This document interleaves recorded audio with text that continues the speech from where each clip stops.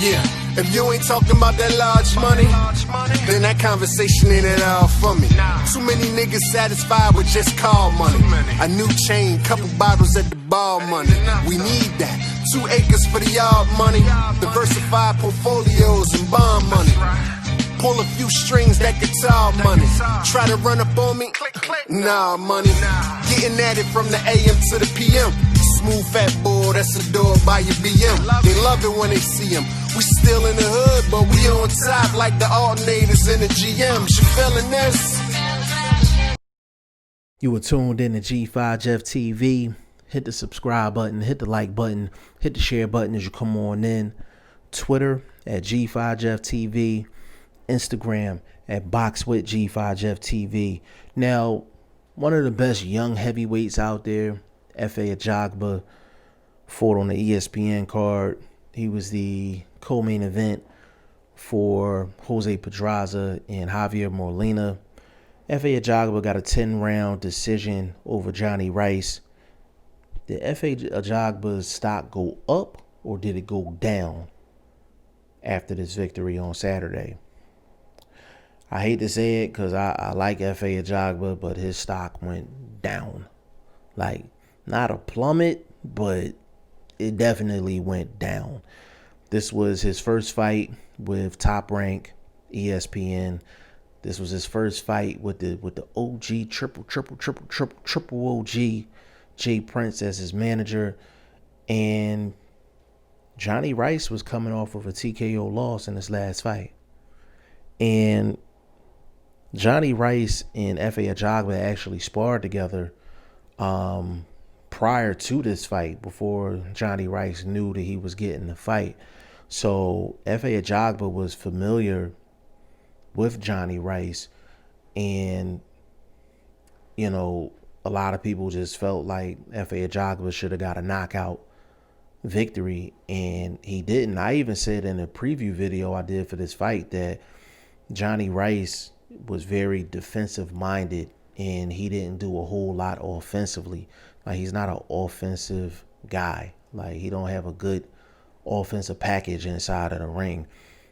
The hardest guy to get up out of there is the guy that's not really throwing shots and is just in safety mode. Like, it's hard to turn up on a guy that's in complete safety mode. And outside of Jonnie Rice throwing shots here and there, like trying to counter here and there, like he really wasn't doing much offensively.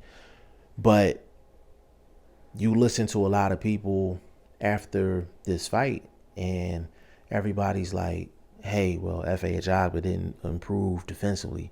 He didn't do anything defensively. Like, I think that's the easy thing to say. Like, that's the easy thing to say, that Efe Ajagba hasn't improved defensively. Can you make that case? Yeah, you can make that case. Is there some things that he can improve on defensively? Absolutely. But you got to look at it this way. Efe Ajagba has fought 14 fights. I have not seen one fight with Efe Ajagba where his opponent comes in with an offensive game plan. His opponent comes in actually trying to score points with punches. So, playing devil's advocate, it's kind of difficult to work on defensive things when you don't have a guy in front of you that's trying to be offensive. I mean, think about it. If you got a guy that's only throwing a couple punches around because you're throwing so much smoke and people are scared of your power, it's kind of hard to work on the different nuances when it comes down to defense. It's difficult. And on top of that, it's the heavyweight division.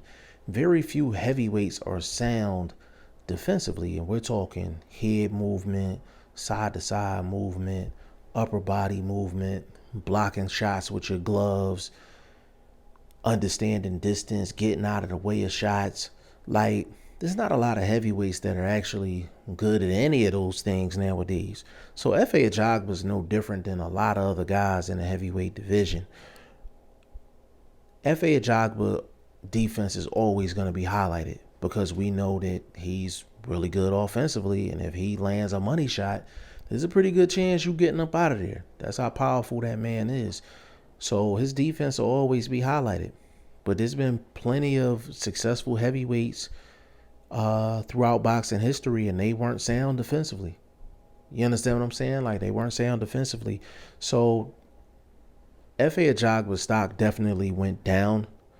But, you know, does he have room for improvement? Yes, he does.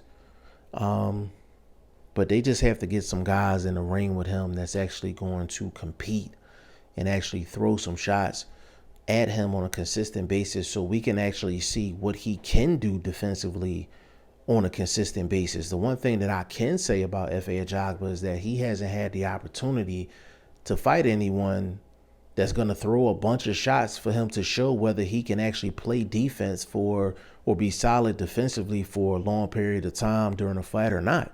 He hasn't had that happen.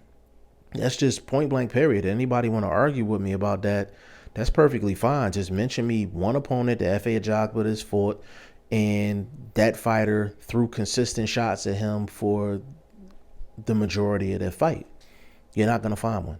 You're not going to find one. So until we do find a person that's going to do that with Efe Ajagba, I just think it's easy to say that he doesn't do shit defensively. But y'all let me know what y'all think in the comment section. G5Jefftv, hit the subscribe button, hit the like button. Please share this video. Support your boy. Support good content at all times. I appreciate y'all. Peace.